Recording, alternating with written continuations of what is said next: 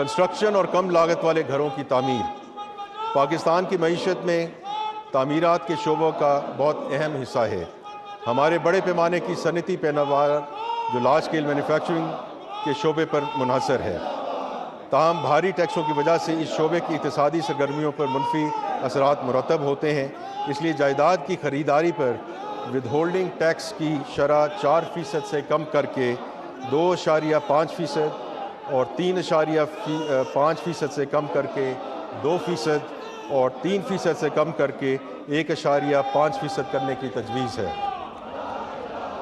Construction کے شعبے کو مزید کم کرنے کے لیے کمرشل جائیدادوں، پلاٹس اور گھروں کی منتقلی پر گزشتہ سال عائد کی جانے والی 7% تک فیڈرل ایکسائز ڈیوٹی ختم کرنے کی بھی تجویز ہے۔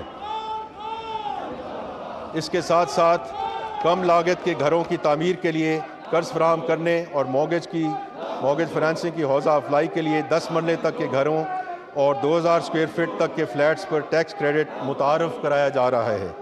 اس کے علاوہ مورگیج فنانسنگ کو پروموٹ کرنے کے لیے ہم بالکل we want to get on with it, اور اس سلسلے میں ایک جامع نظام متعارف کرایا جائے گا۔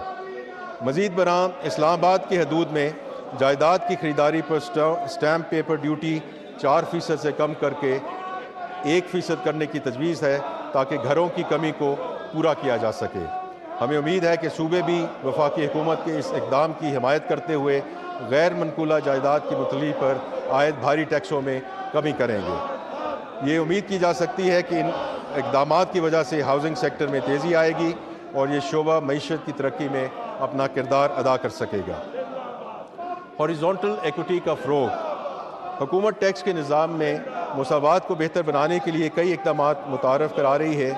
یہ دیکھا گیا ہے کہ جہاں کمانے والے لوگ اپنی تنخواہ اور کاروبار سے ہونے والے آمدنی پر بھاری ٹیکس ادا کرتے ہیں، وہاں غیر فعال طریقے سے کمانے والے اور قرض پر منافع حاصل کرنے والے نسبتاً کم ٹیکس ادا کرتے ہیں۔ اس لیے مساوات کو یقینی بنانے کے لیے mark up income per tax کی شرح 15% سے بڑھا کر 20% کرنے کی تجویز ہے۔ تاہم چھوٹے پیمانے پر بچت کرنے والے اور اس آمدنی پر انحصار کرنے والے پر اس شرح کا اطلاق نہیں ہوگا، کیونکہ یہ شرح قومی بچت اسکیموں پر عائد نہیں ہوگی۔